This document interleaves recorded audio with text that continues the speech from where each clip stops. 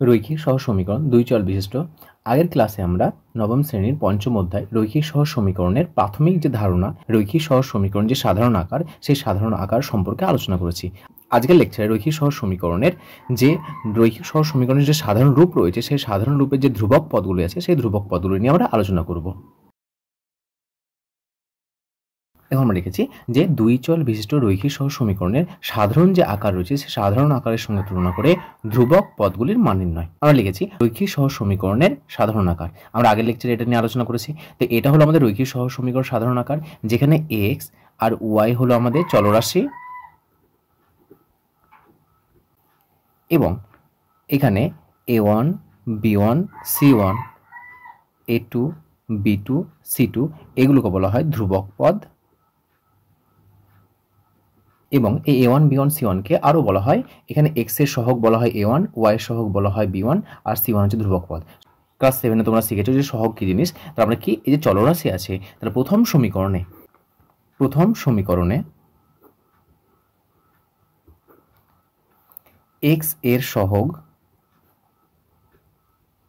সমান a1, y এর সহগ সমান b1 এবং ধ্রুবক পদ সমান c1। অনুরূপভাবে দ্বিতীয় সমীকরণে, এটা রয়েছে আমাদের দ্বিতীয় সমীকরণ। এই দ্বিতীয় সমীকরণে x এর সহগ কত রয়েছে? x এর সহগ রয়েছে আমাদের a2। দেখো x এর যে চলরাশি আছে, সেই চলরাশির সামনে যেটা থাকে চিহ্ন সমেত নেব আমরা a2, তাহলে x এর সহগ হলো a2, y এর সহগ হলো আমাদের b2। দেখো y এর আগে কত আছে? b2, এবং c2 হলো আমাদের কি? ধ্রুবক পদ। এবার আমরা কি করবো? আমরা সমীকরণ নেব, সেই সমীকরণের সঙ্গে তুলনা করে a1 b1 c1 a2 b2 c2 এর মান নির্ণয় করব। যেমন ধরো 2x plus 5y minus 6 equals to 0, minus 3x plus 2y plus 5 সমান 0। তাহলে এটা হলো আমাদের সহজ সমীকরণ, 1 নম্বর সমীকরণ, 2 নম্বর সমীকরণ। তাহলে এটা আমাদের সমীকরণ দেওয়া আছে। আমরা সহজ সমীকরণ যে সাধারণ আকার রয়েছে, সেই আকারের সঙ্গে তুলনা করবো, a1 b1 c1 এর মান নির্ণয় করবো। a1x plus b1y plus c1 সমান 0, a2x plus b2y plus c2 সমান 0। তাহলে এটা আমাদের 1 নম্বর সমীকরণ, এটা আমাদের 2 নম্বর সমীকরণ। তাহলে এটা দেওয়া আছে আমার প্রদত্ত সমীকরণ, আর এটা হলো আমাদের সাধারণ আকার, সহজ সমীকরণ যে সাধারণ আকার সেটা। তাহলে এই সমীকরণের সঙ্গে এই সমীকরণটা তুলনা করব। তুলনা কিভাবে করব? দেখো প্রথম সমীকরণের দিকে তাকাও, এটা হলো প্রথম সমীকরণ, এই প্রথম সমীকরণের সঙ্গে তুলনা করব। তাহলে এখানে তুলনা করে কার মান পাবো আমরা? a1 b1 c1 এর মান পাবো। বলো তো এখানে x এর আগে কত আছে? 2, তাহলে x এর সহগ হচ্ছে আমাদের 2, আর এখানে x এর সহগ কত আছে? দেখো x এর সহগ আছে a1, তাহলে a1 এর মান কত হবে? a1 মান হবে 2। এই সমীকরণের সঙ্গে প্রথম সমীকরণ তুলনা করছি। তুলনা মানে কিছুই না, যে সমীকরণ দেওয়া আছে সেই সমীকরণে প্রত্যেকটা কারসপন্ডিং অর্থাৎ অনুরূপ যে পদগুলো রয়েছে, অনুরূপ পদগুলো সহগগুলো লিখবো। দেখো এখানে কত আছে? x রয়েছে, এখানে x রয়েছে, তাহলে x এর আগে কত আছে? 2 রয়েছে, এখানে x এর আগে কত রয়েছে? a1 রয়েছে, তাহলে a1 এর মান কত হবে? 2 হবে, যেহেতু এটা সংখ্যা সেই জন্য এই a1 এর মান হবে 2, তাহলে a1 এর মান হলো 2। অনুরূপভাবে বলো y এর আগে কত আছে? প্রথম সমীকরণে y এর আগে আছে +5, চিহ্ন নিয়ে কাজ করব, শুধুমাত্র 5 বললে হবে না, +5 নিয়ে কাজ করব। তাহলে এখানে y এর আগে কত আছে বলো? +b, তাহলে b1 এর মান আছে আমাদের 5, তুলনা করে পেলাম। তারপরে বলো, দেখো ধ্রুবক পদ কত আছে এখানে? -6, এখানে কত আছে? +c, তাহলে c এর মান কত আছে? c এর মান হলো আমাদের c1 এর মান -6। এটা তুলনা করে পেলাম a1 b1 c1। অনুরূপভাবে a2 এর মান বের করব, b2 এর মান বের করব, c2 এর মান বের করব। তাহলে এই a2 b2 c2 এর মান যদি বের করতে চাই, তাহলে আমরা কি করব? এই দ্বিতীয় নম্বর সমীকরণের সঙ্গে তুলনা করব আমরা। তাহলে বলো এখানে x এর আগে কত আছে? দেখতে পাচ্ছি -3, এখানে x এর আগে কত আছে? +a2, কারণ a2 এর মান আছে আমাদের -3। এখানে y এর আগে কত আছে? +2, এখানে y এর আগে কত আছে? +b2, সো এখানে b2 এর মান হচ্ছে আমাদের +2, আর c2 এর মান কত? এটা হচ্ছে c2 এর মান দেখো +5, সো c2 এর মান হলো আমাদের +5।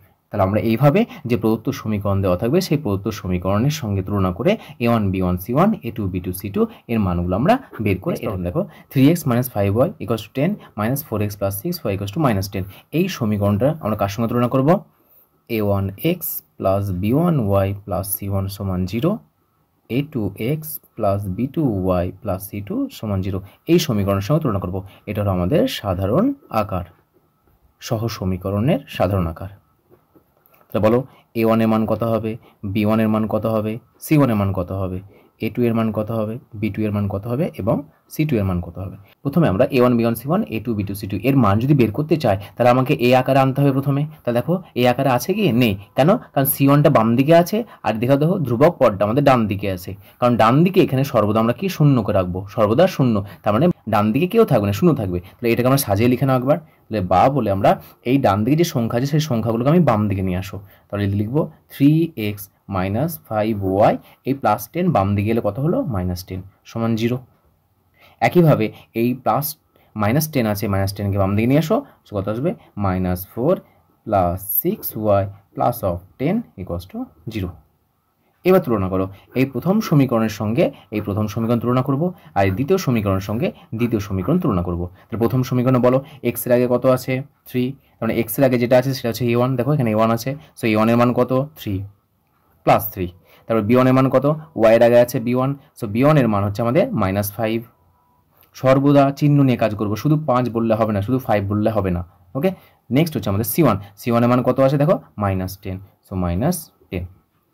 দ্বিতীয় নম্বর কত আছে, দেখো সেকেন্ড সমীকরণের সঙ্গে সেকেন্ড সমীকরণ তুলনা করব, যে x এর সহগ আছে a2, এখানে a2 এর মান কত আছে, -4, সো a2 এর মান -4।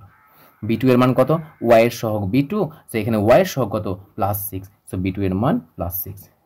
এবং শেষ আছে আমাদের c2 হচ্ছে ধ্রুবক পদ, এখানে ধ্রুবক পদ কত আছে, +10, সো c2 এর মান পেলাম আমরা +10।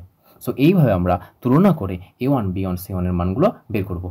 আমরা এই সহ সমীকরণের সঙ্গে তুলনা করে a1 b1 c1 এর মান কেন বের করছি, কারণ পরবর্তী যখন আমরা প্রবলেম করব সেই প্রবলেমে আমাদের এই মানগুলো লাগবে। কখন, যে দুটি সমীকরণ সহ সমীকরণ সমান্তরাল হবে, অসমান্তরাল হবে, সাধারণ সমাধান পাওয়া যাবে কি যাবে না, তার জন্য আমাদের a1 b1 এর মানগুলো লাগবে। সেই জন্য আমাদের এই বেসিক ক্লাসগুলো প্রয়োজন আছে। এর পরবর্তী লেকচারে আমরা সহজ সমীকরণের যে সমাধান করার পদ্ধতি রয়েছে সেই সহজ সমীকরণ সমাধান করার পদ্ধতিগুলো আমরা আলোচনা করব।